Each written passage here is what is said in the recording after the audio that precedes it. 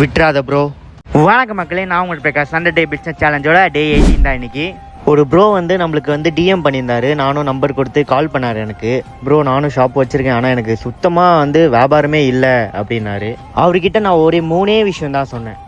First விஷயம் location. நம்ம எந்த லொக்கேஷனில் போடுறோமோ அதுக்கேற்ற மாதிரி தான் நம்ம மெனுவும் நம்ம ஃபிக்ஸ் பண்ண முடியும்.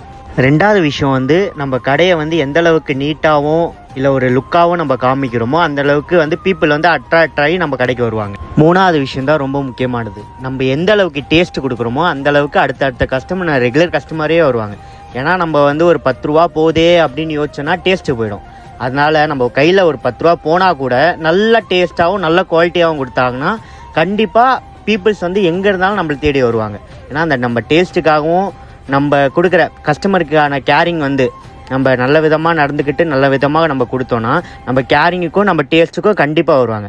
அப்போ உங்கள் பிஸ்னஸ் முன்ன இருந்ததோட ஒன்றும் ஐயா தான் ஆகும். ஏன்னா எனக்கு நல்லா ஞாபகம் இருக்குது, நான் ஒரு பண்ணு கூட சேல் ஆகாமல் நான் பண்ணு கடை ஸ்டார்டிங் எனக்கு ஒரு பண்ணு கூட சேல் ஆகாமல் போன நாட்கள்லாம் இருக்குது. ஆனால் இப்போ நான் ஒரு நாளைக்கே ஒரு 100-80 பண்ணு சேல் ஆகிற அளவுக்கு வளர்ந்துருக்கேன்.